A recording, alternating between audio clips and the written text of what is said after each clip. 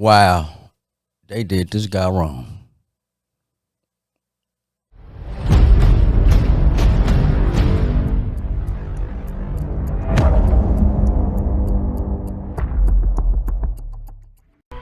The nation's oldest and longest-serving juvenile offender is free tonight after being released from prison last week.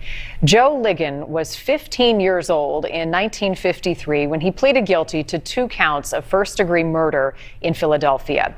He was sentenced to life without parole. In the end, he served 68 years behind bars.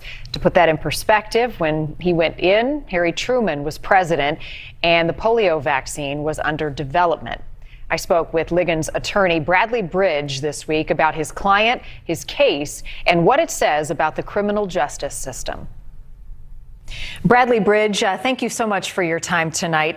Tell us, first of all, for folks who are not familiar with Joe's story, this case and what happened. Joe Ligon was convicted of 2 murders in 1953.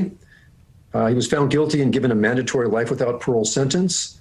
That sentence was ultimately ruled unconstitutional by the United States Supreme Court in 2016.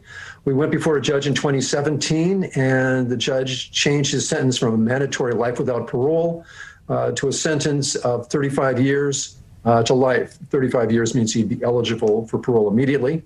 He chose not to seek parole because it was his vision that he had served long enough. At that point, he was like 65 years in prison, and he refused to seek parole as he OG was an ironhead, y'all, because he didn't even want to know. He figured it out that if he got out on parole, he could easily come back. So he just decided to stay on in and max his time out. That's what them ironheads do.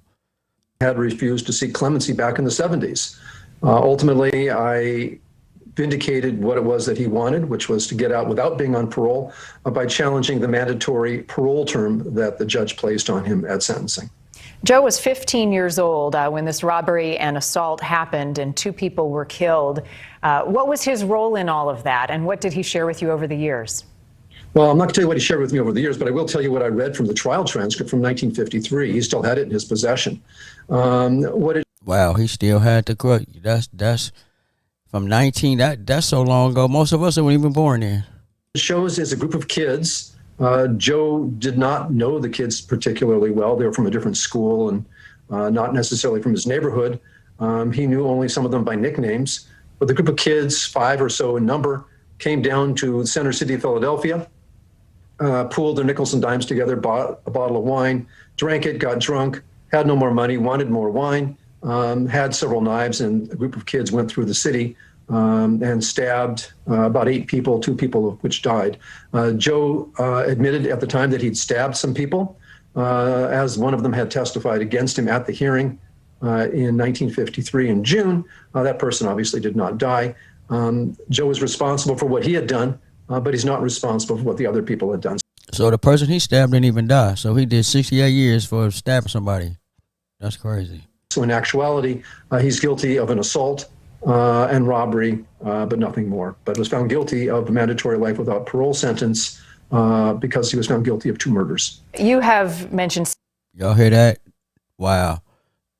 68 years of incarceration for your client. What does that say about our justice system and our criminal justice system and our... That man is a victim. He's a victim of the criminal justice system. Prisons in the United States. Well, it says different things about the criminal justice system, and it says something different about the prison. So let me answer each of them. What it says about the criminal justice system is that we over-incarcerate people. We keep them in prison for far too long. Certainly, the people that are found guilty of crimes need to pay a penalty for what it was that they did, but they shouldn't overpay for what it was that they did. Exactly. That does 2 things that are harmful. First, it costs extra money for society. Keeping somebody like Joe Ligon in prison each year probably costs over $100,000 a year to keep him incarcerated. We probably spent multiple millions of dollars in his incarceration. At some point beyond which, since if he's paid the price that would be appropriate for the crimes, continuing incarceration just wastes money, and it wastes lives. Joe Ligon is getting out now. He's 83 years old. He has no chance and will have no opportunity to recidivate. He's not going to commit any more crimes. That would have been true at 73, would have been true at 63. So we spent additional decades keeping him in prison, and that costs all of us money, and it wastes people's lives when they get out there. They're just going to be old, and that's really just not helpful. That's the impact on the criminal justice system. Have you or Joe heard from the victims or the loved ones or extended family of the victims of that crime back all those years ago? We have not. When we do the juvenile life or resentencing hearings, the prosecutor's office goes out of their way to try to track down and find all the people that are related to the people that were killed when the crime occurred. In this particular case, the Commonwealth was unable to do so because the crime arose in 1953. Bradley Bridge, thank you for your time. You're quite welcome. Thank you. Good day. Good day to you. Take care.